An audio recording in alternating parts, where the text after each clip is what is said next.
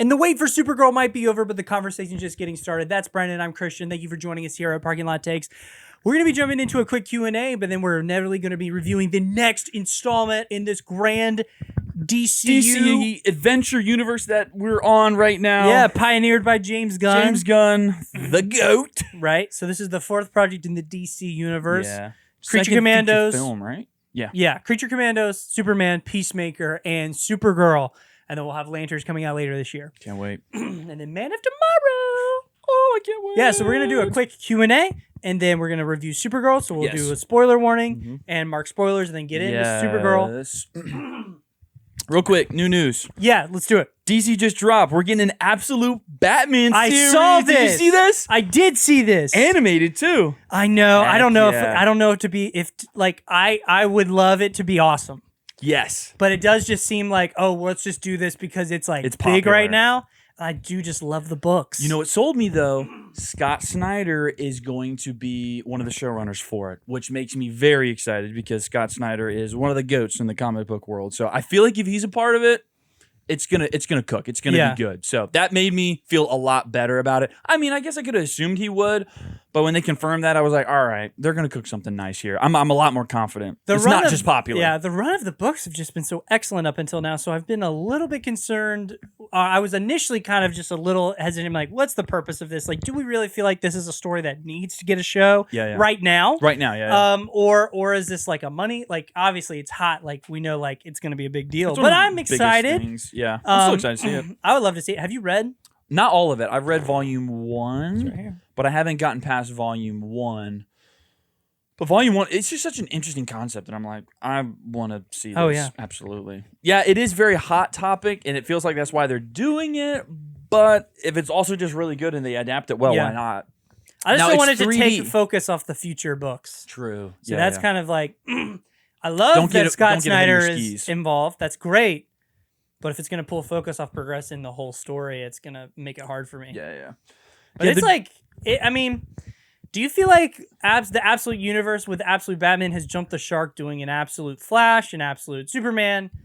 Now, Absolute Wonder Woman's a very cool idea, where she's like raised in hell and all of that. That's pretty neat. Yeah. But I feel like I could have just lived with Absolute Batman and just been totally fine and not needed all these other characters brought into this universe. I don't necessarily feel that way because rather than just doing like, let's reboot something and just kind of divert slightly from the heroes that we know, like it's a very fresh take on all of the characters. So I'm here for it. Like if they want to keep doing that with other heroes, DC villains and things like that, because Batman and everything that I've seen so far looks so just bonkers and crazy. So I don't think that. I don't think they've done too much with it. I think they are just like, oh, this is a really cool idea. Let's roll with it. And I'm here for it. So do you understand? Do you know the Absolute Superman stuff? Like how that works? Like Lois Lane is a part of like there's like the Peacemaker hunters that are hunting Superman, and Lois Lane's a part of like the department who's trying to capture Superman. Or Clark. That's interesting. What's the difference in Clark's story? The whole Kal-El crest is not even like the House of El crest. It's the crest of like low poverty in Krypton. Oh, so that's kind of like how that story works. Yeah. It's like cool, but it's just not as engaging as Absolute Batman, because Absolute Batman, while it's fantastical, it's like very grounded.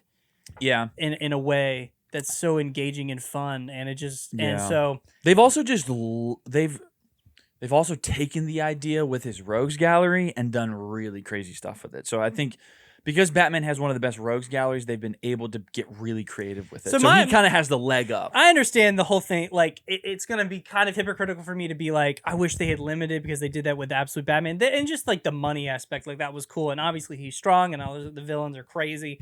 But I also think like it would be cool to like really nerf Superman and put him maybe on like a Superboy Injustice level of strength, and then nerf the Flash to where he's not the speed of light can turn back time. You know, it's that's very limited to like a Quicksilver of Age of Ultron, something like that. Anyway, I'm excited though. Yeah, that's some cool news. Yeah, there's a couple other DC projects that they announced. I guess one with Joker, and what was the other one? They also announced a Batman Nightfall series. It's like a 3-part, like R-rated movie thing. I saw That's that. kind of cool. That was cool. It's a cool comic run. I've read that one. Bane's the big bad. So that's the one where Bane breaks the back of the bat. So I'm excited. DC's doing some fun stuff with the animated. When they cook with their animated stuff, they do a good job. So I'm excited for it. That was the only new news I had. I saw that today. Pre-orders for GTA 6. 6 is out. Are you going to pre-order it or? I don't know if I'm going to pre-order it. Why are people waiting in like a queue for that, or like waiting for the? I don't know. Have any idea? There's not a limited amount of copies. They're going to keep selling you digital codes if you pay for it. So yeah. I don't know. There's not a limited amount of digital codes unless and I don't know, unless it's like a pre-release where you get it a day or two early. Maybe that's what it is. Yeah, but like, wouldn't that just roll all the way up to release date to pre-order it? I guess so. Yeah. I don't know why people are sending queues. I saw a video the other day that was kind of interesting, and it's like millionaires will be made on GTA 6 with streaming. I was like, that's crazy. That is crazy to think about. This is probably true. It probably is true. I mean, GTA 6 is the There will be streamers who just start on GTA 6 and will become millionaires playing that game. Absolutely. It is the biggest, most hyped game release probably of all time. I would think so. I can't think of anything that has come out, at least since I have been alive, that has been more anticipated and bigger than GTA 6 because of how much success GTA 5 has. There hasn't been anything like it. So yeah, absolutely. Are we going to become millionaires streaming GTA 6? Nope. Dang it. You're going to get it? I'm going to get it. Yeah, I'm going to get it. I mean, it's like, did you ever play GTA 5? It's fun. Well, I mean, I just couldn't get past the beginning. The beginning. Yeah. There's some rough stuff in that. Well, just like I never had any money because I kept picking up prostitutes. You just kept ending up right back there. It's like this never-ending circle. Hey, big boy. And you were like, yep, sold. There goes my money. Oh, they catcall? Well, Yeah, I didn't even know. I was like seeking them out. Oh, okay. I thought it was like you could do whatever you want game. So I was like going to become a serial killer. You can't. Oh, you were killing I had women. a whole backstory plan, Jack the Ripper, reimagined in Los Angeles. You should have done like those role play videos, where they take the models and they like make them look all. I don't. They like create a narrative. Yeah, you should have done that. You would have made millions on YouTube. Dang. Crazy. Yeah, I'm gonna get it. It's gonna be GTA 5, but better, I think. And GTA 5 was awesome. So yeah, it looks very good. Like visually, it looks crispy. Have you seen people? There are companies. Companies are giving people the day off because so many employees have asked for that day off. They're calling it like just GTA Day. I've seen actual reports where the company said... What companies? I'm trying to remember. It was like a laboratory or something like that. I think it's smaller companies. It's not like big ones. It's like smaller companies, but there was one article I saw where the CEO of the company said that so many people asked off that he just gave them the day. He was like, I might as well just do that rather than just have everybody not come into work. Such good publicity for your company to do that. Absolutely. Got a genius. But yeah, I'm excited for it. We'll see. It's probably going to be raunchy as all get out, but... And you're here for it. Nope, I didn't say that. But we'll see. I'm going in with an open mind. That doesn't sound good for a GTA game Sound like whatsoever. you're on Love Island. You sound like Kenzie when she started the Love Island experience. I'm not really used to like dating multiple guys at the same time. Yeah. I'm just kind of like a one guy, girl. Yeah. And then by the end of the show, she's gonna be Eiffel Towering in the villa. Oh, okay. There we go. We're back at it. I didn't really know what that meant. I don't know what that means either. I kind of just figured it meant something sexual. Yeah, I agree. And I was like, wow, it sounds bad. I heard it used. Oh, you've heard it used before? Yeah. Is it a thing? I don't know. I have no idea. Should we try to Eiffel Tower? No. What do you think Eiffel Towering is? Oh, I know. And it's really lame how I know. Because of a Sabrina Carpenter concert. Juno position move. I know exactly what it is. I used the word very well. You did? Yes. It's when the guys are doing that with the... Yeah. That's crazy. Bro, I can't believe I just We're said, going to review Supergirl. Should we Eiffel Tower? Yeah, no. And I said no. I'm glad you did. We've maintained We're gonna integrity. review Supergirl, yeah. We're going to review it, but one sec. Can we talk about something? Yes. I think this debate needs to happen. We as a community need to have this debate about Love Island, and that is Kinsey. Kinsey's not lustful. And I'm glad she said that because I, up until that point, 100%, 10,000% thought she was. But she cleared it up for us. But she said she wasn't, so I'm glad to know that. I'm glad she cleared that up, that she's not lustful. Yeah, because it was confusing when she was like throwing it, doing the splits and stuff. Yeah. Throwing it back on. Yeah, and like sucking toes and feet. Yeah. That threw me off. That's not lustful behavior, though. No, right, agreed. Mm-hmm. And I am all for the slut shaming of Gabe because she's not lustful. So that's that. I just think that's brave of her. You know, like it's powerful. Women empowerment. Stand on business, pro girl. Women not being lustful, I guess. Yep. Taking them at their word. Yep. They're not at face value. Right. Absolutely. I don't care who you're dropping it down on. Yep. If you say you're not lustful, right. All right. Yep. Okay. Crazy thing to say 2 days after having Corbin's fingers in your mouth and other fingers places. other places. But hey, but you're not lustful. Nope. We're on what? Third guy? Third guy of the season so far? Third guy of the season. Yep. I know that's the game. Don't get me wrong, but oh man, what an absolute angel! What is the thermometer? The Love Island thermometer challenge? Oh, you saw that now? Yeah, I've seen it. So I want to bring something up. Is that challenge just not like so indicative of like what's wrong with the show? But let me see what I mean here. And that is like they start these challenges to like they make out hard with the person and they're trying to like outdo the other person in this like sexual manner. And then they just both parties end up just feeling really crappy at the end of it. Yeah. You know what I mean? Like every time they would go against each other and they would be like, oh, I'm just wondering what's happening with the other person. Right. I just feel sad. Like, I just like. Interesting. Yeah. It's almost like you're not supposed to do those things. It's almost like it's not healthy for you. Yeah. It's almost like that's not okay. Interesting. Yeah. Yeah, absolutely. Well, it's also just, I mean, when it gets to the point where they're like, just everybody get out there, just grind on each other. It's like, okay, I didn't even watch that because I started seeing everybody make out with each other and I was like, wow, I skipped through it. I skipped through a lot of the toe sucking and the licking and all of the sucking. Gross. They would be like, we got suck. And I said, nope, I'll pass. I'm good. I love Bryson. I love him so much. Bryce. Hi, Brad guy. Man. Him and Trinity are winning this thing, dude.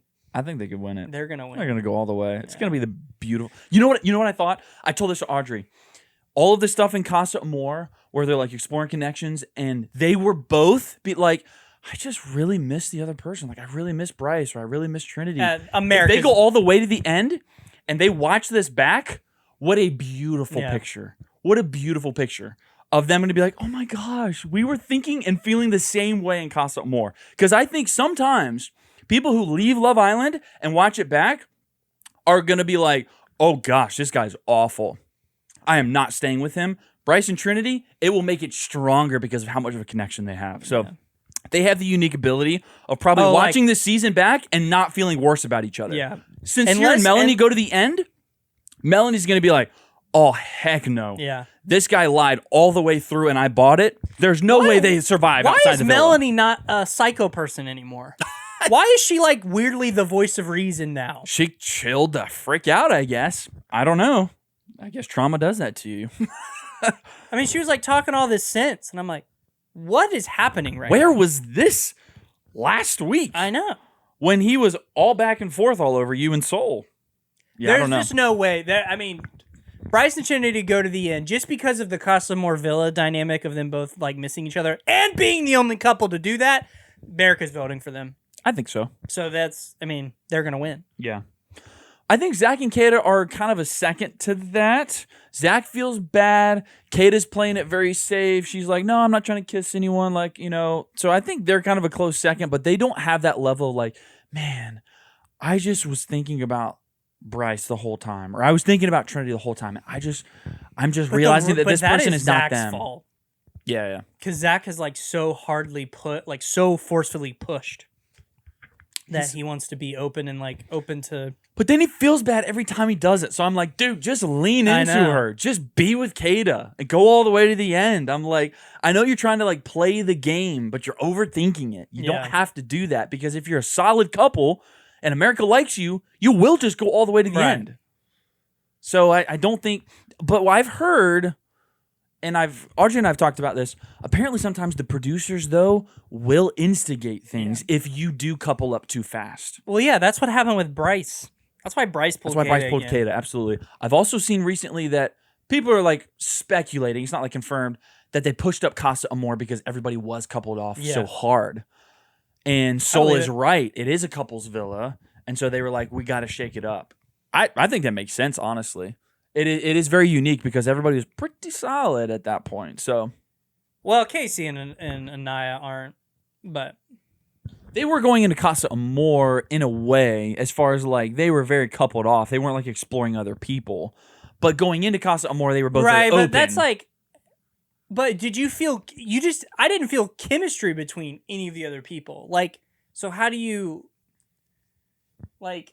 What do you mean chemistry between the other people? Like it wasn't. There was no point where I'm thinking, oh, do Melanie and Casey have something? Or no, right? Or like, true. oh, does Casey have something with Kata? They don't want to explore other connections because they don't have that chemistry. Right, yeah, absolutely. And you don't feel it as like not like from Melanie does not want to explore anyone other than Sincere. Yeah. Corbin and Kenzie, they were locked in. Bryce and Trinity, Zach. Yeah, there was no mingling there anymore. So it kind of makes sense that they had to do Casa Kenzie Amor. was just the easiest pull for Corbin, without a doubt. Yeah, absolutely. All right.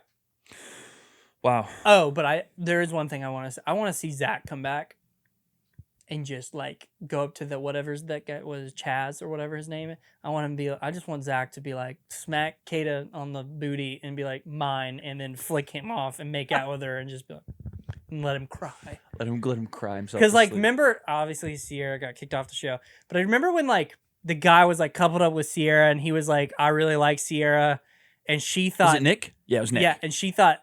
But she was with Nick, but she thought Nick got voted off, but then they brought him back, and she just, like, walked up to him and just hardcore made out with him, and it was like, done deal. Done. And I feel like the Casa Amor guys are being very obnoxious this time around, personally. Yeah. I find they're getting on my nerves. Like, I don't like any of them. Like, I kind of liked some of the other guys from the previous season. I think all of these guys are somewhat annoying, other than the guy with Anaya. Oh, I love him. Yeah. What's his name? Is it not Zach? Isn't it something? Chase? Chode. Chode. Nope. The Chode with Anaya? Yeah. I don't know. The guy with Anaya is like a him. specimen. He's nice. He seems like a genuinely nice But everyone person. else I kind of just don't care about. But they're all kind of being super annoying and obnoxious. Yeah. Like, oh, like, I don't feel bad. I know. Like, you don't feel bad, but some of you about to get your worlds shattered. Like, because Zach and Kate they're coming back together for sure. I think so as well. Last point on this, and we'll move on. Do you not feel like some of the girls from Casa Amor are giving such cheater vibes? They are saying things like talking to KC, well, like, or Sincere. That one girl that's with Sincere is basically like, yeah, if you're like, I'm super interested. Like, if you're not getting it, like, I'm here. Like, that's so crappy to say. Yeah. Like, why can't you just be like, yeah, you know what? I know you got another relationship because I've been watching this season till I came in, but I just want to explore with you. Like, let's just see what we have. Not be like, yeah, if you're not getting it back in the villa, like, I'm here. Like, there's no reason to say that. Like, unless you just want to be edgy and, like, bad vibes. I just don't think that's necessary, but a lot of them are doing that. They're giving this sense of, like, yeah, if you haven't been getting in the villa, like, you should explore me. I'm like, that's such a cheater vibe. It just gives me the ick. I don't like that at all. Yeah. That one girl got voted off. The one chick that was saying the racial stuff. The girl that Zach was kind of like was feeling up. She kicked off? Yep. They escorted her out of the villa. Did they show anything on that? I mean, the episode comes out today, so we haven't seen it. Okay. But we know that. It's probably in this episode. She's probably gone. When not sincere. When Sierra left last season, though, they didn't really address it. She just was gone, I and think Nick was just vulnerable for similar things. Yeah, true. That's right. Yeah, that's Love Island. I'll have to watch that. All right, let's talk about Supergirl. Let's talk about Supergirl. All right, you ready for this? I'm gonna cue you up here, okay? All right. Our ratings for Supergirl. What would you give it? C minus. C minus plus. You're up. Okay. No. Something we have to think about here. We can do this again if we have to. If we do the C plus, C minus scale, it kind of is wonky. We kind of have to work with just C and C plus, I think. I just disagree. Why? It won't equate to a 10 point if we want to keep it kind of in that way. Because I'm not going to, I think I would say this is a C minus rather than saying it's a D plus. Because if you equate it in a 10 point, D plus is like a 4. But a C plus is a 6. C is 5. D plus is 4. Do you see what I'm following? Was you following me what I'm doing there? Yeah. Sorry, I don't mean to cut off the flow. I'm just how I feel about it. That's a C minus. I just guess I have to equate it that way, but we can do that again, and I can. If you, it's just tricky for me to like equate it that way because I feel like I need to. Because I'm trying to figure out the distinguishing between like a C plus C and a C minus. Like, is it like that's almost too nuanced for me? I need a little bit more of. This is a new rating system that we are trying. Yes. Sorry. All right, let's do it again. Thinking, if you want to cut this, you can. Nah. No, I'm just kidding. Yeah, we're figuring it out. Personality. Yeah, we're figuring it out. I work better sometimes with rating systems when I can equate it to something. It helps me. Just like you don't have a feeling. What's your feeling? C plus. But I'm thinking of a number score as well. Which is 6. Which is a 6 out of 10. See, I just don't. Okay, now we're gonna get into this weird debate because now that we've announced the scores, we have to redo all this because now I'm like, okay, so what's a 7 out of 10? What's a 70 out of 100? A B. B plus is 8. A is a 9. A plus is a 10 out of 10. Does that not make sense? What's a 70 out of 100 in a letter scorer? Oh, you mean like on a letter grading scale? I see what you're saying. Well, then, yeah, I guess we can't equate it to a 10-point scale. No. Because a 70 is what? That's a C? Brandon, you're not like, yeah, because I'm just thinking about there's no way you would be willing to be like, that's a 5 out of 10. It's pretty mid and say it's an F. Like, that doesn't make any sense. That's a great point. That is a really good point. Well, no. That's not how it would be. In my scale, a 5 out of 10 is a C. D plus is a 4. Sure. D is a 3. F plus is a... You can't just give it a letter grade. I'm sorry. I'm just trying... I know. Me off right now. Do you see what I'm trying to do, though? I'm trying to you are overcomplicating this in a way that is pissing me off right now. Oh, chill the frick out. Like, why in the world are you thinking about... Like, you just can't be like, that's just like a solid C. All right, let's do this again. You know what? Screw it. No, let's do this again. We're just doing numbers now. No, we're not. No. We're going to do this again. All right. Our ratings for Supergirl, what would you give it? I give it a C. I would give it a C as well. Barely. That's how I feel. Yeah. Kind of just pass. Just pass. Right over net mid. Positive. It's a net positive. But barely a net positive. Barely. All right, let's do general thoughts, okay? Millie Alcock is great. She's awesome as Supergirl. Fantastic. I'm excited to see her moving forward. Absolutely. She's going to crush it in Man of Tomorrow. She is going to crush it. Lobo, awesome. Lobo's very great. Fun. Were we surprised? No. Is there anything that I thought was ecstatic about Lobo? No. Like, I don't think exactly what I expected. His fight scenes are like amazing. I think Kara has way better fight choreography than he does. It's cool to use the hook, though. He's a vibe. Yeah. Enjoyed it. Action works sometimes. Yes. Not every time. But when it's really showcasing the Kryptonian powers, it works very well. Check mark there. So I liked some of the like third act moments, some of those action sequences. Very, very cool. All the Krypton stuff is very compelling, really interesting. awesome. Some of the most interesting stuff in the movie for sure. Give me more Krypton stuff in the future. I am a little underwhelmed. This is getting a little negatives, but I'm a little underwhelmed by the lack of lore. I really wanted to see more lore. Yeah. But it's fine. It's okay. It's a little underwhelming. Maybe we get more in the future. I will feel better. I don't think we are, but it gave me enough to chew on. There's, without getting into spoilers, some things that were said that I did find very interesting and I liked a lot. So yeah, I do like the Krypton stuff. What else was I going to say? You mentioned this. I don't want to steal your thunder here, but you mentioned score is very underwhelming. Score is not good. I didn't notice it. Yeah. I couldn't tell you what the Supergirl That's a theme is. problem. Yeah. If you don't notice it, I it's a wouldn't problem. recognize it. I wouldn't either. And I was expecting maybe if they wanted to try to like pull in elements of like a Superman theme and do something different, or just do a very original Supergirl theme. No, I just remembered more of the song choices, you know, like pop culture song choices than I would the actual score. So, yeah, that was a little underwhelming. Why isn't the Blondie song in this movie? The Blondie song? That they did in the trailer. Oh, yeah. That's a great point. I don't know why they wouldn't do that. Yeah. Oh well. Some of the music choices are fun. I will say that. A little bit of general negatives, I guess, as well. The movie is very funny at moments, but sometimes not. Sometimes it doesn't always land. Some of the character. What did you think was so funny? I'm curious. I thought the stuff in the bus was funny. Yeah, Seth Rogen. Seth Rogen was funny. Yeah. I mean, of course. A couple of the Lobo lines was really funny. But, I mean, I don't think this movie played into the humor aspect, like, aggressively. It was just kind of sparse throughout it. So I don't think that was kind of the point, but it kept it lighthearted, and I thought that was fine. What else positives are there? That might be where my positive stops. Yeah, I mean, I think the movie, the only thing I'd be willing to be like is not above a 7 out of 10. I think Millie Alcock's performance is achieving over, mid or whatever you want to say. Oh, absolutely. Yeah. But I think, I'm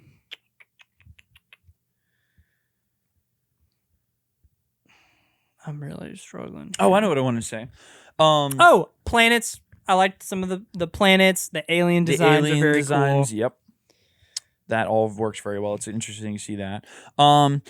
We know David Cornsweet's in the movie, and all of his stuff really liked. I thought it was great. Good conversations, good scenes without spoiling anything. So I was very, very pleasantly surprised with how they showcased him in the movie. So that worked really well for me.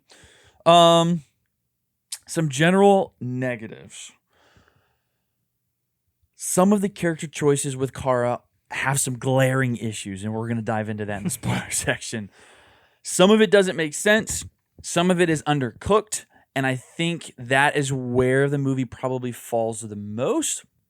You could get away with saying that the action is fun, not great, fun, it's funny, paced okay. Like, you could get away with a lot, but there are some choices that they make that really do bring down this movie that I wish they could have spent a little bit more time cooking or just writing it better. I don't know. So that's a big negative. But yeah, we'll talk about that a little bit more spoilery. I just didn't really care about Ruthie. I don't know how else to really say it. Found her to be very annoying. I've been told that is the point. She's very annoying in the comic. But she just felt so useless, too. Just like a liability the whole time. You looked at me, or like I heard you at one point, you were like, she is no help whatsoever when we were watching it. She's just absolutely a liability. There's a specific moment in the movie where she's like, Kara stops her from doing something. Yeah. And she's like, you stopped it. I'm like, you're not supposed to be there. So if you had listened to Kara, this wouldn't even be an issue. So will you shut up? Yes. Yeah. Oh my gosh. She's a child, though, okay?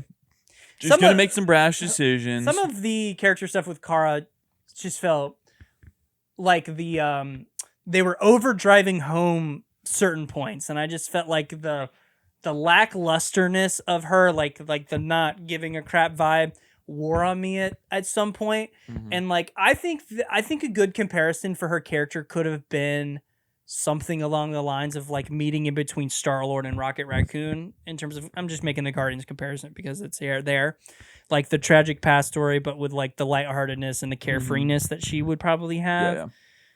But I just felt like they were just oversimplifying it. At the end of the day, it was like, I'm sad and I drink a lot and I'm tipsy and I'm mumbling my words and kind of crass. I'm going to pull my sunglasses over my eyes 80,000 times. Yeah. It is a little oversimplified. That's what, if I could describe Supergirl in 2 words, it would say fun but lackluster. Like you said, lackluster, and that would make me think about it. Like, It has the bones there. It has something really fun in Millie Alcock's Supergirl, but everything else is just very undercooked and very lackluster. That's why it would be just over mid, just barely a net positive. But there's nothing really just solid, just a 10 out of 10 idea or moment or something to really latch on to bring this to like a 7 or 8 out of 10. Even the moments that I think are really good or fun are still like a 7 out of 10 or an 8 out of 10, you know? So there's nothing to really solidify bringing this up. And it's not fun enough. My experience wasn't fun enough to bring this up and be like, oh, yeah, but I just loved it. So, yeah.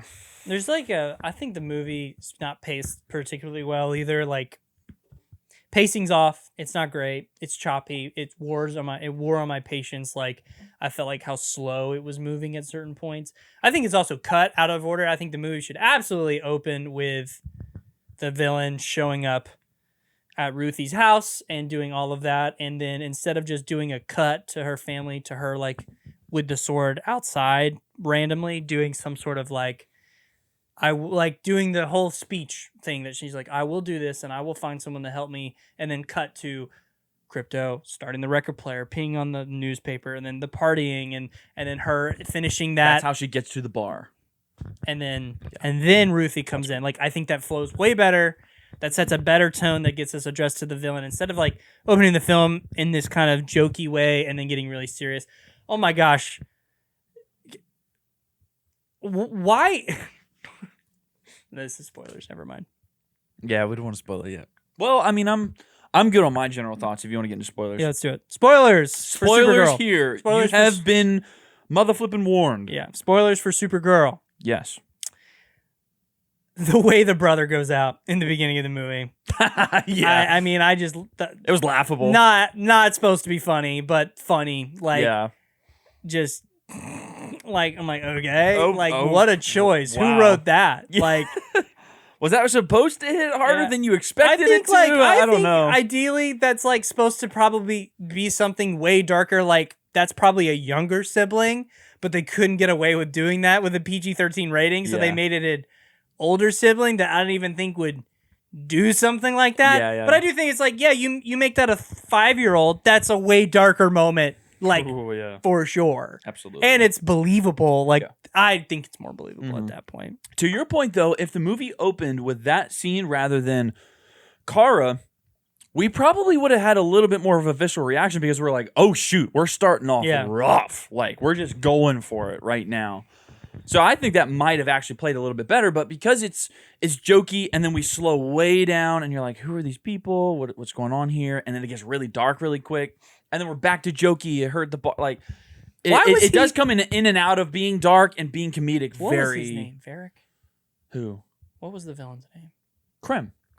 Why was Krem even there? Was he there for the swords? We don't see the importance of that, like, play out. It's not like he has one of their swords the rest of the movie. It's the same axe. There's no like recourse other than he kills her family for what? We don't see the why that really, like, why he's even there. I understand he's there for the swords because they say it, but they don't show me that. They don't show him go open up the warehouse or the shed and see all these beautiful swords and they're all armed with it now. You would think you'd see Ruthie recognizing blades like with the That's brigands. My father's blade. Stuff like Give that back. That would make us feel something for for Ruthie, and it just there's because that's the whole point that he's there. Yeah. There's like nothing like, and on top of that, like going forward, it's just like Ruthie being like, this is my mission, but it's like, and I'm sad because they're dead, but it's like you could really cook that with some just reminiscing of memories. Like, we see Kara do it. Like, why can't Ruthie talk about missing her family? Like, I'll never get to do that. Or like what does this mean? Like, the impact of losing her family. What is that impact? Yeah. Judging by the end of the movie, it's like, I'm going to go live with my aunt and I'm going to make swords. I'm going to make swords like my dad. Like my dad. Okay. I think the writers got to that point and said, I don't know. She'll make swords like her dad. That's what we're gonna do. And they're like, yeah, that's fine. Throw it in. So there's nowhere else to go with that character because we're never gonna see Ruthie again. But okay. Tell me if I'm crazy for thinking this, but So in the opening with Supergirl, there's obviously hold on, let me think about it. How to say this the right way. So first time we see the Brigands in Supergirl, it's with the Sword Creator, and he eventually shoots bombs at the ship, and it explodes. Why would he not have done that when they were on approach, though? Because before we ever see them step out of the ship, he looks over to his wife and says, "It's the Brigands." And then we cut to them, and they're stepping out, and he activates it after the Brigands show up. We could have solved this if he would have just bombed them when they showed up. Yeah, but they're a big resource. You might provoke them. They might come back. That would be my argument to that point. But the Brigands are known throughout the galaxy, and they set it up all throughout this that they're the big bad, like, you know, they're trafficking women and like all this stuff. Right, but like, they don't have good intentions. So why would he not see them approach and go, yeah, this isn't going to end well, blow them the frick up, then then you protect your family? Brandon, they know that they're going to take the swords. They know that. Yeah, but why would you not? I think they would rather. I don't think it's crazy to think they would rather just give up the swords and keep the family safe than blow the ship up and risk more brigands coming there. I understand it's just a calculated risk either way. It's not. I guess it is. There isn't an absolute answer. But they blow it either up way. anyway. After they take the swords. Yeah, after they kill, they start barking them. Yes. Yeah, I guess it is a calculated risk. You're right. Because if for some reason they're like, they take the swords and leave, you're fine. Yeah, I guess so. I was just thinking, like, if you already know it's the Brigands and they spent this whole movie saying they are big, bad people and you know it's not going to end well. Well, they do. They make it very clear that, oh, gosh, it's the Brigands. You know what I mean? You know, I'm just You're right. You're right. It's a calculated risk either way. You blow up the ship, you protect your family short term, and maybe more Brigands come back. Or you wait it out and hope that they leave, but ultimately in the movie they don't. They kill the son, and you still have to blow it up. So it's kind of a lose-lose, I guess. I'm debating a lose-lose situation, but I just had that thought after seeing it. I was like, just blow them up on entry. You've got these powerful, like, magnetic bombs. If they knew what was going to happen, absolutely. Yeah, they'd probably, you know. There's some, you know, it's... The whole, like, I will kill him with my father's sword. Is that just something Ruthie came up with out of her butt? That, like, I'm thinking this is some like sort a very of specific clan. This is some sort of clan religious, like, I need to do this so my parent, like, it could have been this, like, my parents will not rest or go to the afterlife unless I avenge them with my father's sword. Something along those lines. Something for honor. Honor. Like, it really has no significance other than just revenge, which I think is, like, why do the sword thing? Yeah. At that point. Like, why not just be like, I really want revenge? Like, I don't. Yeah, he makes swords so you could kill them with a sword. It's laid out in this way that I'm thinking, like, this is some sort of, like, ritual clan, like, her people do this. It's how they honor their dead, and they don't. It's just doesn't go anywhere with that. It doesn't really do anything with that, which is gonna impact a little bit later on. Yeah. Did you really feel like there was a lot of emotional weight with Crypto? No, I didn't really personally feel it either. No, I mean, obviously I know they're not going to kill Crypto. I mean, yeah, you know, like, so it's kind of like they spend so much time with that that I'm like, we just need to like get going. You know, like I think like one or two lines, her on the bus, boom, Bob's your uncle. We're moved on from that. You know, yeah, you know, Crypto's going to make it out alive. So it does kind of take the stakes out of it. So when you get to the moments where it's like emotional and she gets back to Crypto and saves him, it's like, oh, sweet moment. But I don't like feel it in my, you know, I don't have like goosebumps from it. So there's not a real strong emotional weight to it. So yeah, I agree. I don't think it's all that powerful. And none of the stuff with Ruthie and Kara is really all that emotional either, because they kind of just hit home the same point over and over and over again, and then ultimately it doesn't freaking matter because of Kara's choice. So like, I don't. You want to hear something crazy I learned about? Yeah, go ahead. Shout out Alex. In the comic, Crypto doesn't need to be saved. Like, he gets healed, and they think that they're going, like, Ruthie thinks that they're pursuing Krim because she needs the antidote, but she knows that he's fine. She's doing it to help Ruthie. So it's like a complete motivation switch at some point. Which I'm like, I feel like this movie probably really needed that to like greater bond the two characters. And like, because they kind of set up the edgy, like, this movie just I don't care about you. This movie does a lot of telling and not showing, specifically like, you're crass and you're rude, but you're good. Where's that really coming from? Like I know she's good because she's Supergirl. Like, I know that. Yeah. But like, what would be like prime examples to prompt Ruthie to say that? The line I'm thinking of is when she is like, stay with Crypto. She was like, I'm not gonna let you get in the way. Your revenge get in the way of me saving my dog. Why is she saying that you're good? Oh. Yeah, there's not point. because at that she doesn't point, like she hasn't save done the women. Much. That all she's done is like get their watch and sword back from the tech people. Yeah, and then like then they go to the other planet and then they're waiting in the room. Yeah. So at that point, she doesn't have a great reason other than she's being friendly-ish to Ruthie. So she's good, I guess. Because we haven't even gotten to the point to where they show up. That's early in the movie, right? Because they do it twice. It's like midway she says through. It, but that's not the then Ruthie says it again during the kryptonite moment, the green sun moment. Yeah, she says, "But you're kind." Right, but I'm thinking there's a moment before that where she's like, yeah, where they're sleeping in the that's room. What I thought. Yeah, that's what I'm think thinking there's of. A line we there. see the Krypton stuff, and then she cuts to her and she's like, yeah, you're brash, you're rude, but you're. I think you're good. I'm remembering that right. I think so. Okay. I think I remember that. And then yeah, there's the moment, obviously like towards more of the climax of the movie where she kind of says that too. But up to that point, yeah, I mean they haven't even attacked yet. There's not a lot other than her just kind of protecting her in the bar with Lobo. I guess. Maybe that's what she means. But at the same time, she like lets her go up to him. Yeah. I know people are like, she told her not to. Come on, guys.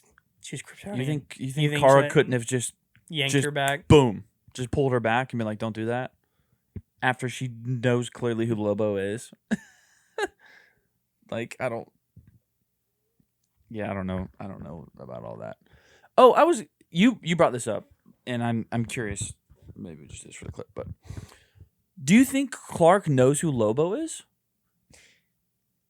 Yeah, for sure. Do you think because of the line she says? Because of the we're Metropolis US of A, baby. Yeah, and I think that's probably how she knows who he is too.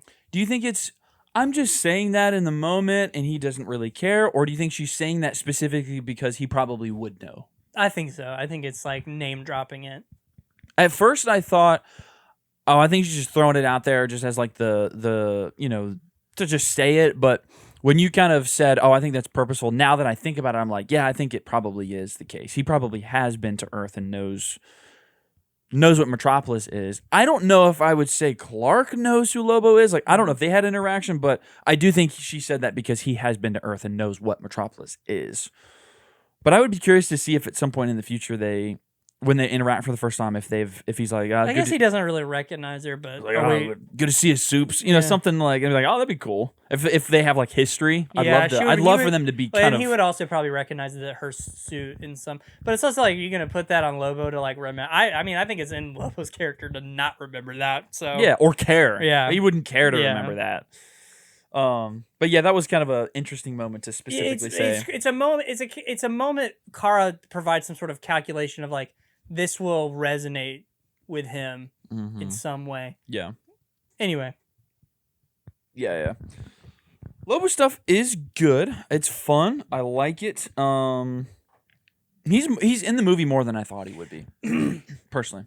Agreed. I thought he was going to be in the movie maybe 5 minutes, but he's in it a good maybe 15 minutes. He was doing this accent. And I kept just being like, why? What is this? Why not just do it normal? Do you think it's because it wasn't like a strong accent. So in some of the animated stuff I've seen Lobo in, he's like, there's like a vocal modulator. Yeah. That makes him talk like in perfect English with like a yeehaw sort of like Texas like charm to it.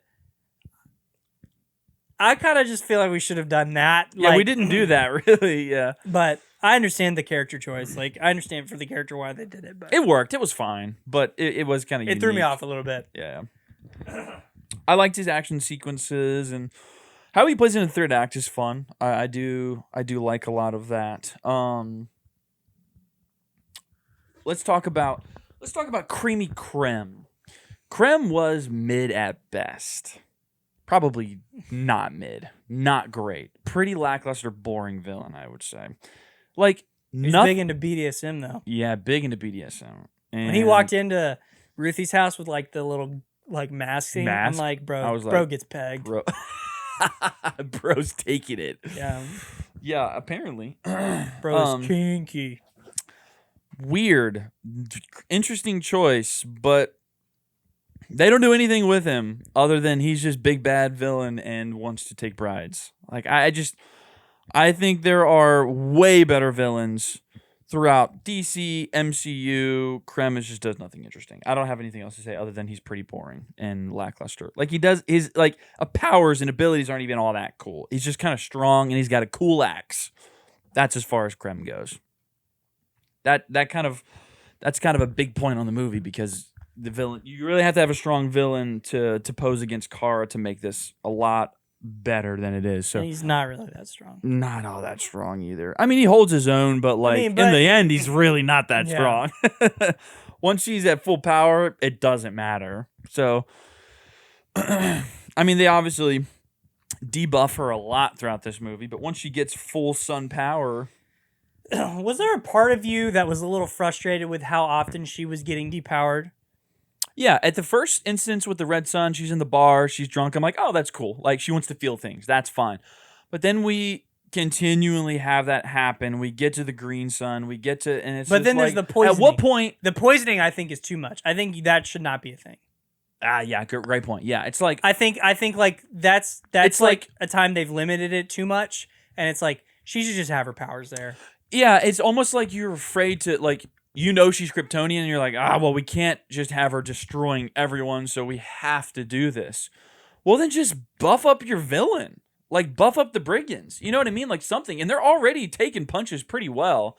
So I don't think you had to do, the red sun, the poison, the green sun. I mean, she doesn't get her full powers until, the very, very end. So It does get a little frustrating. She does get her full powers, and then she loses them. I don't hate the idea of her kind of being at 25%, 50% power the whole movie up until the end. That actually, I was kind of expecting that, and I thought that would be interesting. What I found tiring was the no powers, poison, powers, no powers. She gets the red sun. Powers, kryptonite darts. That's right. Powers again. That's what I found frustrating. Yeah. I was like, can she just not be and I also kind of feel like the kryptonite darts were kind of pointless and whatever. Did it not feel shoehorned? I wanted to try these out. I made these just for you. There's a lot I'm like, how do they know she's Kryptonian? It should be exceedingly rare to be Kryptonian. So how is that their first instinct to be like, that's a Kryptonian? She's one of two that are left. So why is that he automatically figures out that she is from Krypton? Did I miss that? Did she announce that to Krim? No.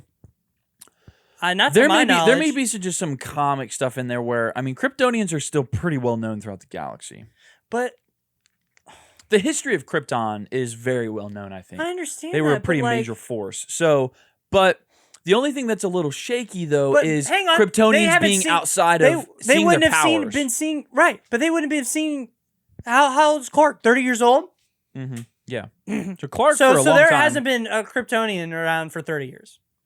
Well, and specifically, there hasn't been Kryptonians with the ability of flight, laser, you know what I mean? Beefed up powers. Agreed. Now, I guess, obviously, span the comics, there's probably instances, I know that. But specifically in the DCU that we know of right now, what they've told us. I think he draws that conclusion way too fast. I think that's a weird jump to make because you... Well, unless Kryptonians are the only people who can, really fly outside of what, maybe lanterns? That doesn't hold up because there's a lot of stuff in the galaxy, people that can fly. Unless he just puts two and two together, laser vision or... Well, no. She hasn't done any of that before he knows, right? No, I mean, she fights pretty heavily on that one planet. Fights him. Like, she's flying around and stuff and using laser vision when he sees her.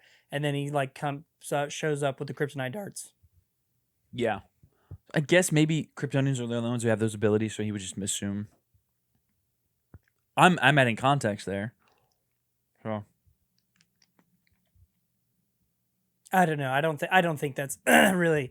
Oh, he knows about Kryptonians, so they would immediately know. They're not the Viltrum Empire from Invincible, so it's like they're like I don't like think a known, massively known. Yeah. Especially because the Kryptonians are extinct, other than Clark and Kara. It just doesn't seem like the Krypton has this understanding that like they're so powerful outside of Krypton. Why? I mean, is that crazy? My thought is, why are more Kryptonians not leaving Krypton? Exactly. There's so many times where they're like, "You will be a god among men." Why didn't they? Why all would do you that? not just leave? Why wouldn't they all leave? Exactly. Yeah, I've thought that too. I'm gonna guess it's home, but that's weak, bro. I mean, well, that's like I, comic week though. That's like no, just basic fundamental week, not. But like movie week. this is going into different. So my understanding of Superman for a long time was that he could only be that way on Earth for a long time. I only thought that. Yeah. It was like Earth's atmosphere or something like that. Yeah. Earth's atmosphere paired with the sun, the gravity, like all of that leaned itself to him being just that powerful there.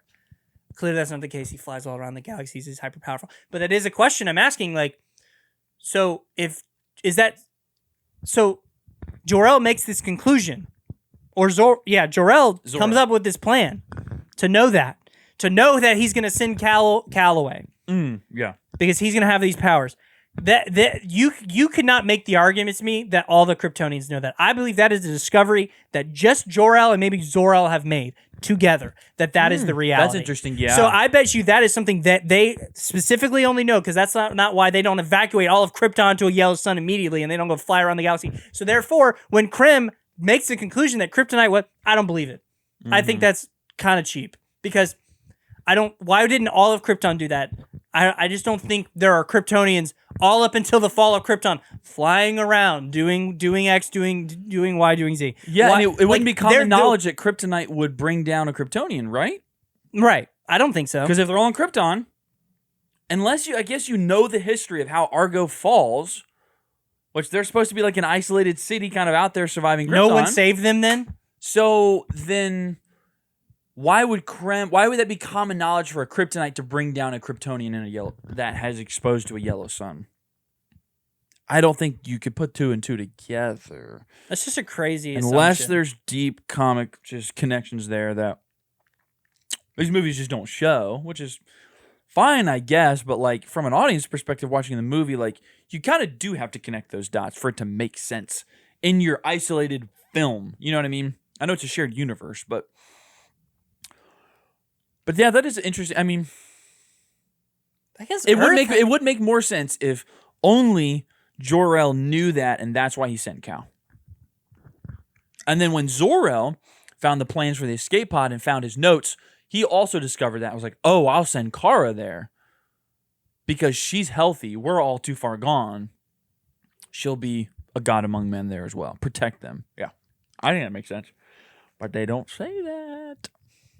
We have to add the context there. Why are there more Kryptonians then? That's like, I mean, I just feel that in my bones. Like, why would you not get on spaceships and fly off that planet and go to a yellow sun? You've got the technology to do it, clearly. So, would they not want to like leave Krypton and just live where a yellow sun is? I would think so. So it can't be common knowledge. No, absolutely not. It has to be a discovery between Jor-El, Zor-El, things like that. And that's cool lore. It is cool lore. Wish they had done that. I wish they had said that. Yeah. Wouldn't it have been awesome in Supergirl had we gotten some like lore and Krypton of Zor-El and Jor-El making the discovery that, oh my gosh, found something. If we send Kal-El to Earth, he will absorb the radiation and like that's how it'll mix with his cells. We don't have one of these suns, so we didn't know that. It's not common knowledge. So therefore, We've been on a red sun for generations, like we didn't know. And all of their actions lean itself to being the case. Therefore, I do not believe Krim would know that Krypton would weaken them. Krypton. But you know what? Maybe this is an issue with Superman because Earth seems to have like maybe not issue. Maybe this is like disproven a little bit with Superman because Earth seems to have like a very strong grasp of Krypton and Kryptonian language that they wouldn't unless Clark like Superman shared that with them. How would they know about all that stuff? Maybe it is, like James Gunn, director of Supergirl, Gillespie, like maybe it is trying to just show you this is a very lived in world. People know about Kryptonians. People know about these things. It is a lot more public knowledge. Like Superman did share some of his culture with the world, you know. But that would be an explanation. They're just trying to show it's lived in. No, I agree. That would be an explanation for Earth to know that. Yes. But it's like, okay, so do we want to go on a limb and be like, okay, Earth knows, so Krim would know? Maybe. I guess if I would assume, well, I don't know, because in that case, Clark would be the one giving the culture. Unless Clark is also going out and giving it to other planets saying like, hey, I'm a Kryptonian, then yeah, why would Krim know unless Krim's been to Earth? You know what I mean? Like, yeah, that starts getting really muddy really quick. It makes sense why Earth would know because of Clark, not why Krim would know just by seeing Kara for the first time. He just has kryptonite. Yeah, he's just got that chilling. Ready in case a Kryptonian comes around. When there's only 2 left. When there's only 2 left and you don't even know that? Yeah. Interesting. There's only 2 Kryptonians in the galaxy. He doesn't know they exist. He doesn't know they exist until he meets Kara. And no one at any point in the movie, when Kara starts having powers, goes, oh my gosh, you're Kryptonian. Yeah. Ruthie doesn't do that. You're supposed to be extinct. Ruthie believes Kara's from Earth the whole time until she tells her she's from Krypton. So no, Krypton is not common knowledge. Interesting. Sounds like a bit of a plot hole. And her planet has a spaceport. So why wouldn't they know? It's not like they're an isolated planet. They've got space buses coming in to pick people up. Dude, that's crazy. I didn't even think about so it's funny. Here's some lore. We've already recorded this episode and we lost the audio. So we're having to rehab some of these conversations. This is a conversation we did not have. We did not have at all. So this is so interesting that we're here. Oh. I'm really racking my brain. I don't know why he would have it. Is that a movie problem or is that like a deep comic lore problem? I think the fact that Kryptonians, if they I believe if Cal's abilities are not a secret, then why would they stay? Why would you stay on Krypton if you know you could get a massive juice up at a yellow sun? I don't know. And there's something to me that feels like he picked, if it's just a yellow sun, that has to mean Earth is the closest yellow sun to Krypton, right? Yeah, absolutely. Unless it's no, there needs to be, well, I guess you would need to know about civilization and the biology of the other people there. That's true, yeah. So it's the closest civilized planet with a yellow sun. Yeah. Yeah. Yeah, absolutely. It has to be. Why would he send it? So that means Krypton away? has to be pretty isolated. If, you know. Yeah. And also not that far from Earth. Well, I shouldn't say that.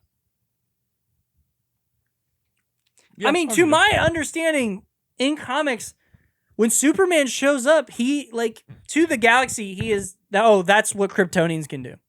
He makes the name for Kryptonians. Mm-hmm. Yeah.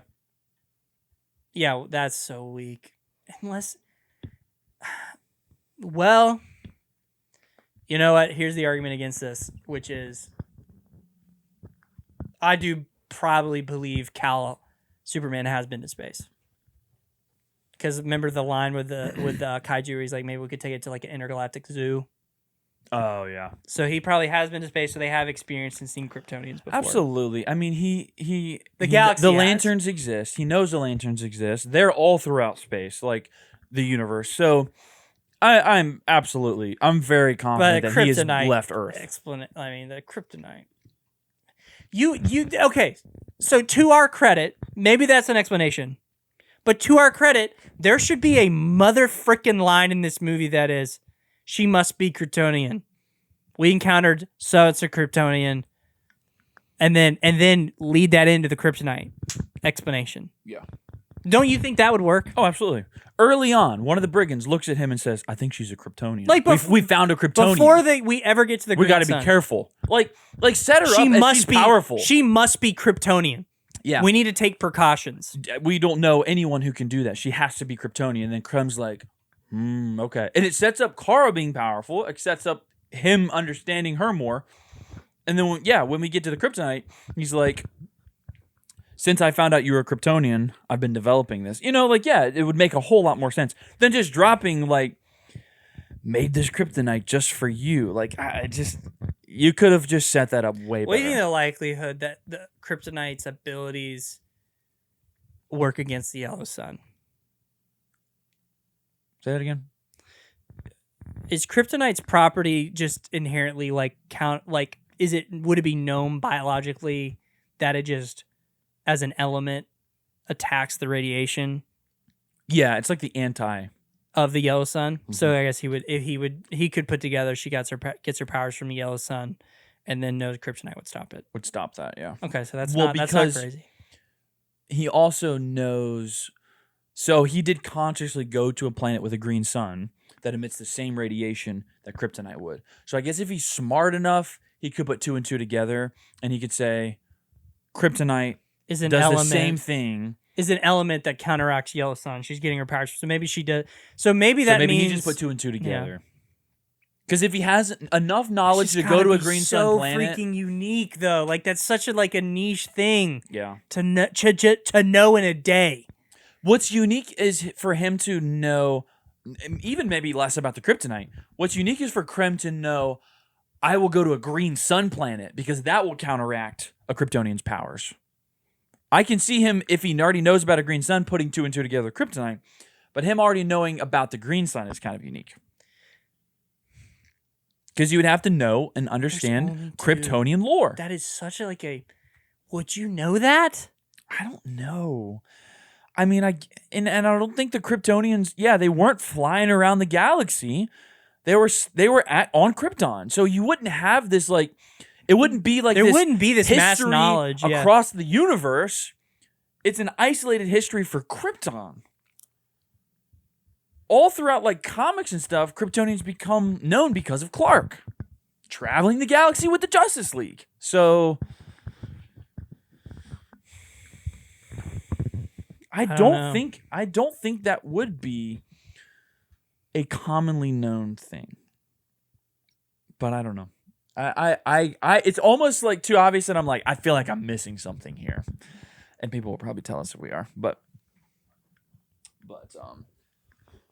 got a theory. I want to go for it. dove in. Oh, what do you want to say? You have I was just gonna say, we talked about this already, but I want to say it again. So Supergirl confirms that Jor-El absolutely sent Cal to be a conqueror of the world. for sure. Absolutely confirms it. So there's no, oh, maybe they doctored up the footage and they did manipulate Clark. No, it's confirmed. He is absolutely a radical on Krypton and sent him to conquer and take brides. And it was so interesting.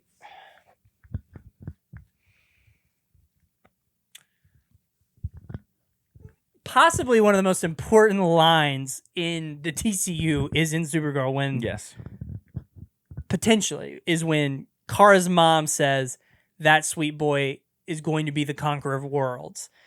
Kind of almost initiating this doubt and conflict, almost setting up conflict between Jor-El and Zor-El. And I think clearly by some of the lines between Zor-El and to Kara, I found my brother's plans, no, we're going to stay at the force field. There's some sort of conflict that they have, some sort of disagreement ideological about that. difference. And especially how he sends Kara to Earth. You need to use your powers for good. He disagrees with Jor-El's plan. Absolutely. So here's my theory. based on Supergirl obviously showing that Jor-El and Zor-El aren't really aligned, with Kal-El being the conqueror of worlds, and then he sends Kara to be to help people. Help people, yeah. To protect them. What if Jor-El and Zod are on the same team? Yeah. So I'm almost thinking maybe Jor-El and Zod come together. Yeah. And they're on the same side here, and they're like, we're gonna send Kal to conquer Earth and be the conqueror of worlds. And this is how Krypton's future continues. Right. And then Zod will come later. And as like a phase 2. As phase 2. Clark's phase 1. And then Zod shows up with brings the army. an army expecting Earth to be conquered. Right. And then he shows up and Kal is not protecting it. Right. And I loved, we've already had this conversation, but it's okay. We're kind of rehabbing it. We're cooking it though. I love the idea of you getting to like Zod to go to Kal and be like, you would be such a disappointment. Oh, like this is not your father planned for you to be great. Go and at Clark's you heart. walk up like, and it's. I mean, there's a little. You're bit a god among men. right? You But squander your powers. Yeah, like, what Jor-El wanted for you. Yeah. On what? He Protecting gave you these wimpy he gave people. you the galaxy on a platter, and you live in a. You stoop to like protect them. Right. And live in. They're bugs, like dude. I mean, Yeah. there's so much you could do that's so interesting, and you get a like freaking. And he's like, I'm gonna kill you because of to honor your father. Right. Like Your you wouldn't father even- would be. I'm glad your father, whatever, died, so he wouldn't have to see wouldn't have to this. oh, And then attack Kal, Clark's heart. and Clark gets a freaking line that's like, "I have a dad, and he lives in Kansas. He's a farmer in Kansas." Something like, just like clear Zod.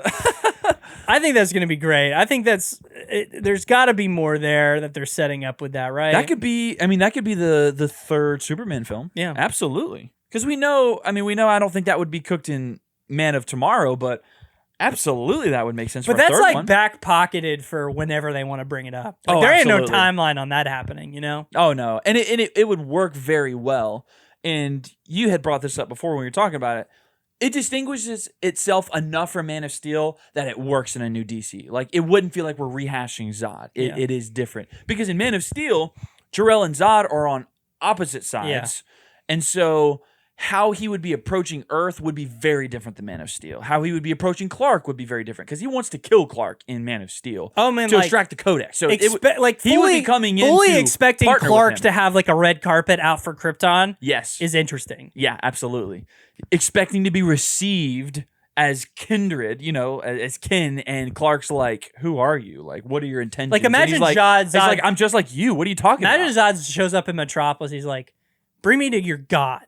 Bring me to your you know what I mean?" And he's like totally expecting Cat. And he's like, "I'm like, you could cook this." So like, I'm thinking like, President of the United States shows up. "Hey, nice to meet you." Like, "Oh, I'm Krypton." Like, and he shows him his like apartment, and he's like, "You live here?" like are you not?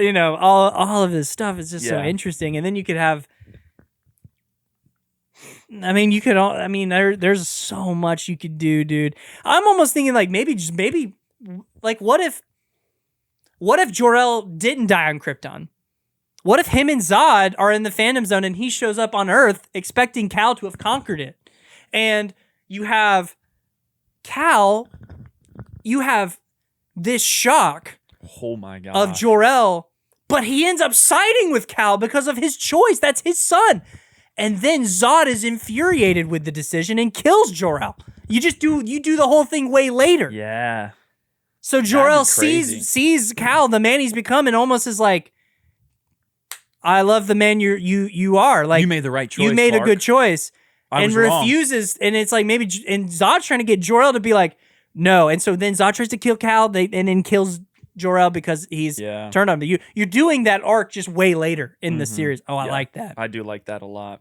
You start Jor-El off as the villain and give him a redemption arc, and right when Clark and Jor-El come back together, and he's like, "Yeah, you were right, son. Kill him." Yeah, and really give Clark some conflict, and that sets off Clark in a way we probably would not have seen up to this point.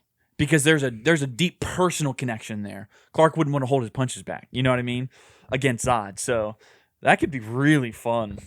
Yeah, take your time on that though. Really cook that. I think it would make sense too.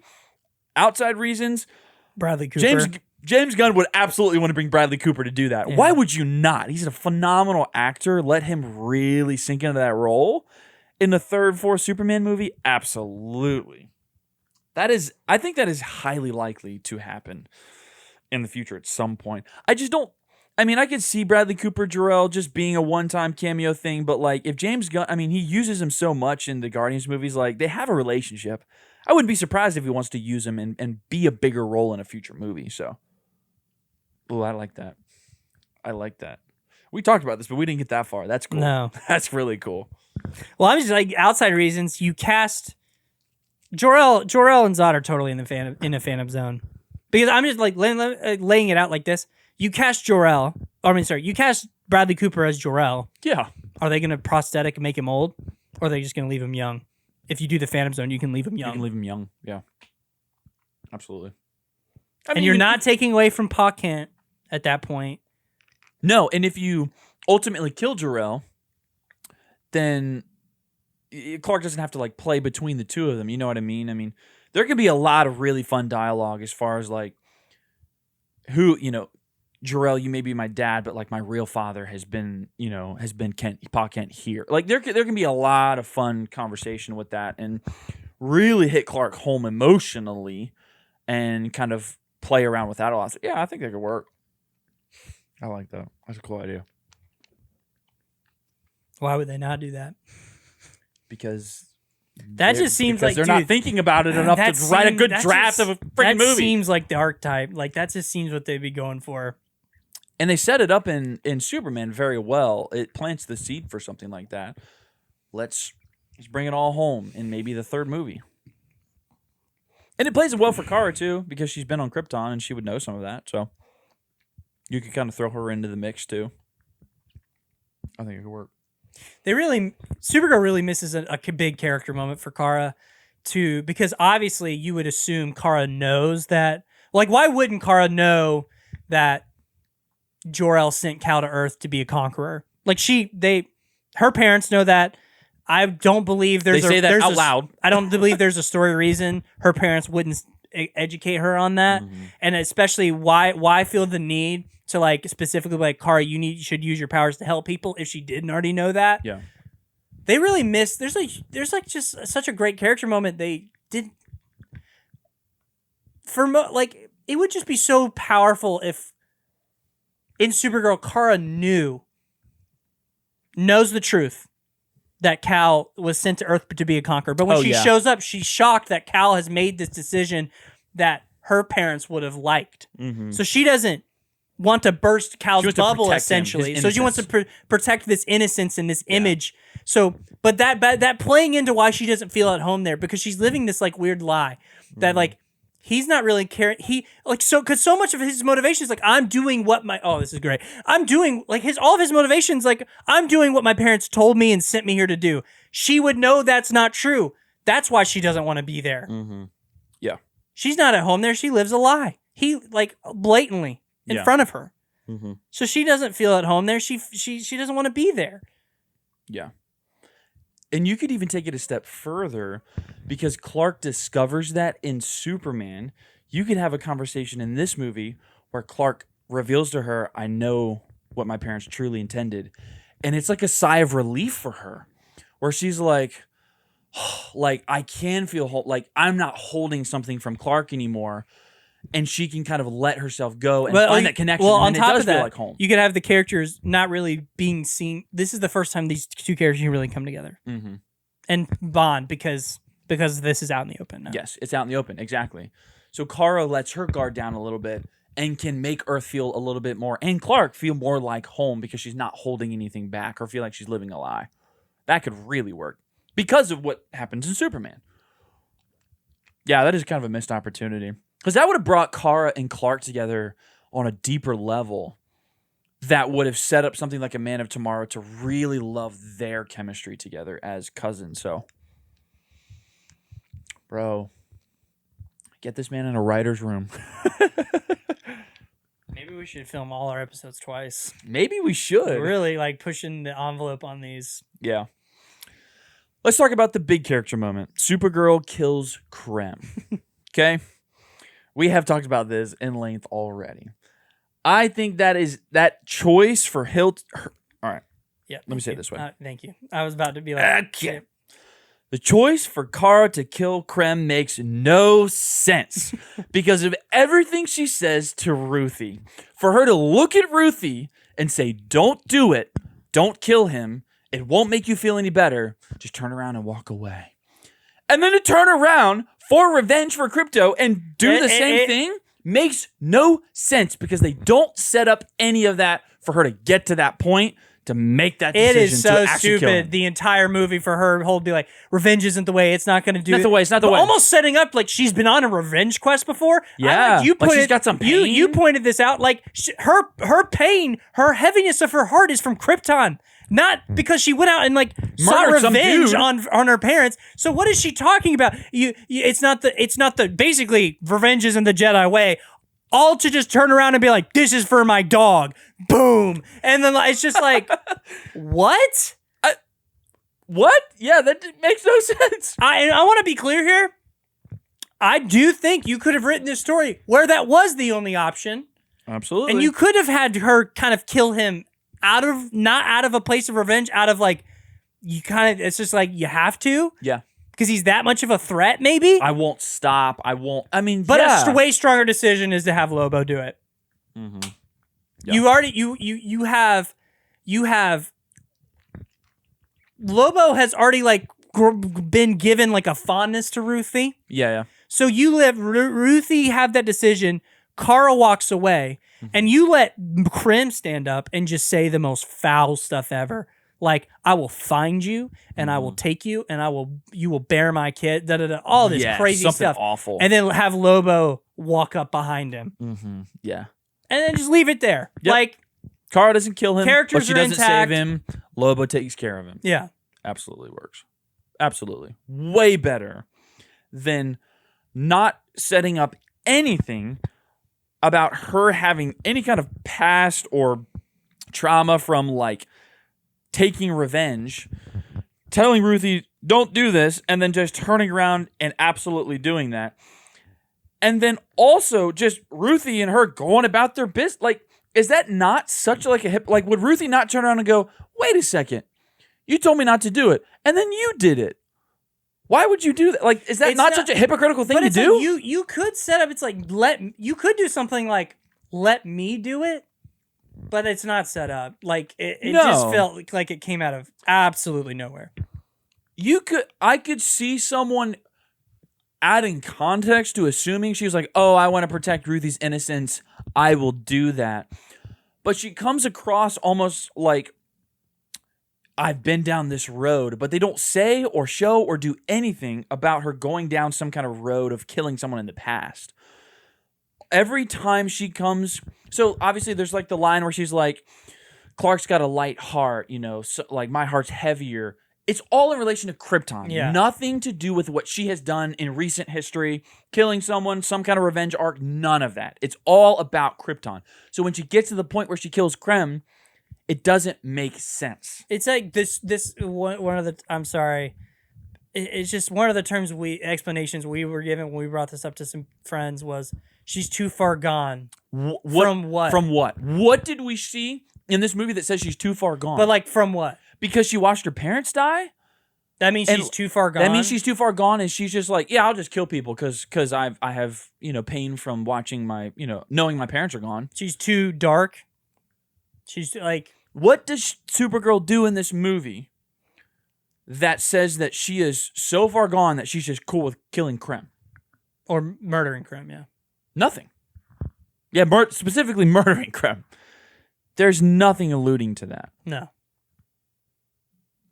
So I think that's a glaring character problem for Kara. You just miss I have a good emotional beat with not having Ruthie talk her out of that or I don't even know. I think why not have Lobo? Like, is it a big deal if she avenges her family? At that point, it's not that big of a deal if Kara's just gonna do it. Agreed. I understand that Ruthie's a child. You want to maybe keep the innocence. I get all that, but like in the grand scheme of things, it really doesn't matter all that much. You brought up a great point. She has way more motivation to actually take revenge than Kara does. Crypto's not dead. He's just poisoned. Ruthie's mom, dad, and brother were killed in front of her. Like, does she not have at least more motivation in this movie to actually just carry it out? If she had killed Krim at the end and been like, now my family can rest, no one... I would have been fine. None of us would be like, I'd wow, that's dark. I would have been like, It's some sort of that's ritualistic... a part of her. That's a part of her clan. Yeah, part of her people. Part of her culture. It just comes... It's so stupid. I don't want to be rude or bully an opinion, but it's like, she's too far gone because she drinks, because she's drunk. I don't think that's a total like conclusion to... because she's on a birthday bender. She's too far gone. That's stupid. Yeah, that's dumb. you come out of that birthday bender, Hey. you're like, I'll kill people, I'll murder them. She's too far gone. It's over. Yeah, that is a crazy conclusion to come to. I will say. You got anything else? Those are all the main spoiler things I think I want to talk about. Yeah, I don't know, man. It's a fun time, but I was disappointed. Here's what I don't want to like. There's definitely some issues, but I also don't want to harp on it like, kind of in a very broad sense, like too much, because I do think there's a lot of like other movies in the DCU or even Marvel that I would definitely put way under this, like. Supergirl, Millie Alcock's Supergirl really does carry it, but it is lackluster. It is just above mid, like, and I think we could have expected a lot more. I think Supergirl definitely works better as a series. That's a good point. I like that episodically. But yeah, I think that's all I got for Supergirl. But you should definitely watch it. I mean, yeah, please do. Yeah, support James Gunn's DC. Like, it's not a bad entry. It's just a lackluster entry. There's the potential there for it to be so much more. With knowing James Gunn, when they took the helm at DCU, they had Supergirl, Woman of Tomorrow in the back of their mind. This is upsetting. Yeah. Like, this is a level of like, gosh, dang it, You kind of fumbled the adaptation. And like, James Gunn, man, why didn't you do it? Like, if that's how you really felt about this installment, you should have directed it. You should have taken the reins. Because James Gunn has proven time and time a motherfucking again that he can balance the heaviness and the lighthearted swashbuckling adventure together. Yeah. Like, he can make me bawl my every eyes Guardians out. movie, Superman, the Suicide Squad, like all of those managed to do that. Like, it just would have crushed, man. And it's like here's the comparison I want to make to Supergirl is Masters of the Universe, because I would say at a pacing and writing level, like the Supergirl and Masters of the Universe are on the same level. Yeah. But I have Masters of the Universe above it on my list because Masters of the Universe actually delivers on its big moments. Yeah. And you feel it in your loins. Yeah. Like and Supergirl, it's an epic has moment. one moment like that when she when Crim's about to take out Ruthie and she freaking wrecks the crap out of him, which is like reminiscent of like Superman's fight with Ultraman. Yeah. But like another point. I mean, this is more thing of a conversation we had earlier because we were talking about, does she kill people throughout the movie? You could make the argument yes. I think you also make the argument no. I thought about talking about that, but I don't know. I'm pretty confident she never kills anybody with laser vision because I was looking for it, but I won't stand on business for that until I see it again and really look for it because I just don't remember.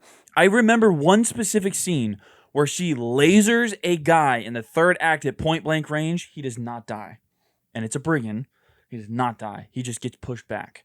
So I'm like, if she did that with that guy, why would somebody else get cut in half? But again, I will watch it again and see if I can see the moment. And I'll eat my words if that's not the case. But I don't think she kills anyone in this movie. I just don't. I feel like I would have remembered that in some of these. I'm assuming the brigands are all kind of as strong as Crim. Are you not? Yeah, absolutely. I think he's kind of like the strongest out of them, but they're all, I mean, very strong. I mean, they take some Think hits about from the other Lobo. guy. The guy that Lobo's trying to hunt, I mean, he takes some big hits. He's fine. Yeah, He's so still there that, at the that end. makes me think they're probably all fine. I think so too. I mean, let me point if a something out. Brigand can take laser vision at the chest and not get blown up. You know who also can do that? Yeah. LexCorp guys. So it's not like that crazy for like it doesn't mean they automatically are dead. Yeah. I personally think I know the scene that people are talking about when the person gets lasered in half, and I don't think the guy does. I can't remember that scene. I don't seriously doubt in the PG-13 Supergirl movie someone gets lasered in half. know. Yeah, maybe. But like, if she, my point to that is, if she's killing people the whole movie, why not kill Krim right there when she knocks him Just out of drop the him. fight the first time? Yeah. Why? Why? Because of plot? That's not a good That's argument. not a good argument. You can't do that throughout the whole movie. And But then if just be she's like, killing oh, we're people the fine. whole movie, why not just kill him there? Why not? Yeah. Unless that was a very specific decision that she meant to kill only him. Yeah. But if she's murking everybody, why wouldn't she kill him there on the spot? Because you would have no reason not to. It would protect Ruthie. No? Great point. So my thought is she isn't. I don't think she is. I think there's definitely now. I mean, there's like probably you can make some arguments. Well, she's in that ship with people, and then she flies out of the ship while the ship's submerged. I mean, that guy drowned. Like maybe, or he swam out. I don't know. Yeah, there's a difference between showing her lasering someone and then cutting away from a you know what I mean? Like, yeah, you could assume that probably the person dies, but like, there's a difference just kind of in how they visually tell that. But yeah, I don't think she does. I don't know. Maybe on a rewatch, I'll be wrong, but I can't remember the scene that you're thinking of. The only one I'm thinking of is the one that I consciously was like, yeah, that guy didn't die when she lasered him. But No, I know. There's a scene where this guy's like kind of falling on his back, and the lasers are coming. Yeah. And almost like comes at him at the side. mm-hmm. Yeah, I don't think that guy gets cut in half. No.